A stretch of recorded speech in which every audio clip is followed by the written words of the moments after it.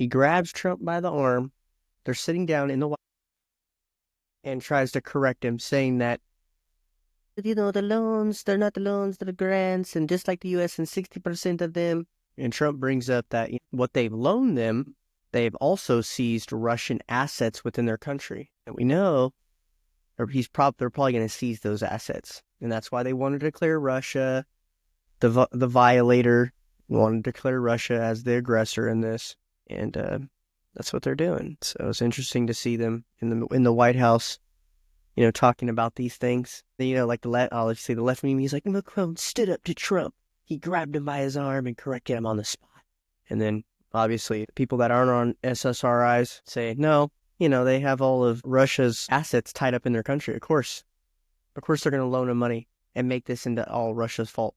They love it. Russia and North Korea joined the U.S. in voting against the Europe-backed Ukrainian resolution, which condemns Russia for starting the war. So this just goes hand in hand with that as well, obviously. We're not just can't just blame Russia. I mean, they're doing it as a money grab. Europe's trying to make a money grab. I think it's smart for us to stay in the middle and try to make a deal. Like Trump said, it's about, ending the war, right? New bat coronavirus discovered in China sparks fear. No, it doesn't. I don't think if we fall for it again, I'm putting my name in the cap to go to Mars with Elon. Or if Elon goes, I don't know.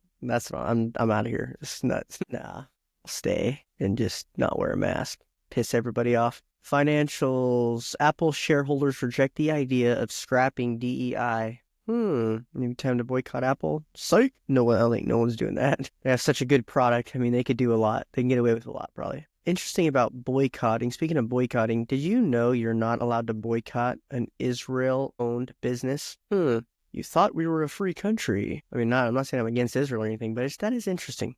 That is one interesting thing. Like, we're not allowed to boycott. We should be able to boycott whoever we want. This is a free country. That's got to be unconstitutional, but it's in our law.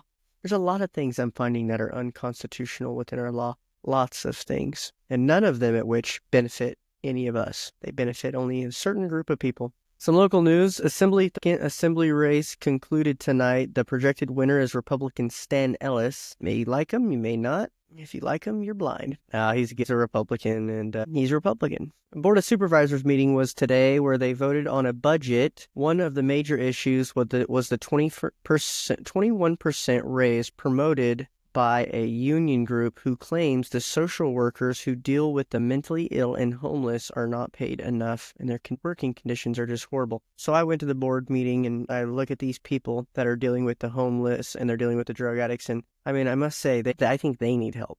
Like, they're trying to help other people. I think they need help. I mean, you look at them and you're just like, you help people? Okay. But, not just that. Our government right now, we have to be separate. The church and the state have to be separate. We cannot combine those two. We can't. We can give them tax exemptions, and maybe they can apply for a few grants, but that's it. Nothing more. And yet, what are they doing? What are these social workers doing? Why would they be wanting to get a raise? Why is our government paying for them? What are they doing? Well, they're taking care of the mentally ill and the homeless people. But are they doing their job? Are they doing a good job? I don't think I know one person who's gone through the system and came out the other side not on drugs and in a good direction in their life. I don't think I know even one. Now, do I know people who went to church and given their life to God and flipped their life around? I'm not here to preach. I'm just saying, yes, we do. We know tons. I know tons of them. I mean, there's so many. And so the church is very effective at doing this one job that the government seeks to do. So why are they hiring these people? And, one guy came up there and said, they only make $24 an hour. That's a good amount. $24 an hour is a good job. I mean, especially if you're, going and talking to people, right? Instead of, I stand to it. It's like, instead of just going and talking to these people as a social worker, we need to uplift the church in order to take care of these people. Our communities need to take care of these people. We have to take care of these people. We shouldn't have the government doing this. And, there's a big conflict of interest that, the unions can pressure our government to get a raise. But the taxpayers, the ones who are having to foot the bill, they're not showing up to these board meetings in a giant union mass and presenting before the board. Now, a few people from the Republican Party, including myself, like Clayton Campbell, he spoke and he gave some really good words and a historical context of why this is a big, big problem within our government. And yeah, it's so true. So it's too bad. Bit of history. On this day in history, the United States elected the first African American to Congress in 1870. Now you already know what I'm gonna say. I'm gonna say, "Wow, it was a long time ago, next to the Civil Right or next to the Civil War. We're such a, a country that's not racist, and it's great." And I know that's what most Republicans say, and the Democrats will say, "You deny by saying that you're throwing away all of the racist things that happened." No, not quite. I understand that there's racist things that happen, but it's still okay to be proud that we put in a person at such an early time, an African American to Congress. And then, then they'll say, "Oh, the reason you're bringing that up is because you want to undermine things like the Civil Rights Act." It's like, yeah, the Civil Rights Act is unconstitutional. Malcolm X even thought the same thing. Look into that. Let's see. His name was Hiram Rhodes Revels, a Republican from Natchez, Mississippi, is sworn into the U.S. Senate, becoming the first African American ever to sit in Congress. Wow. And a Republican.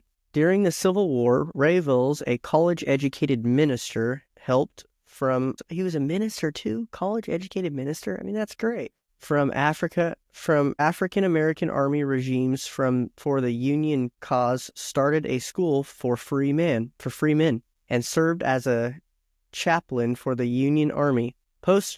Posted to the Mississippi, Revels remained in the former Confederate state after the war and entered into the Reconstruction-era Southern politics. That's interesting. A lot to think about, Gives you a lot to think about. That in 1871, we elected the first black Congress member, and he was a pastor, a minister. And that is awesome. It's not like the folks coming up now. They're not ministers or, they hate our country and they're of different religions and which is fine, I guess. But then when you say, okay, well, this is a free country and then we're all competing against, each other and you have the right to do whatever you want. Okay, but then we have things that contradict that in our Constitution that benefit certain people legally. I'm done harping on it. This is what we're going to have to do. We're going to have to just go to Mars. That's what we're going to have to do.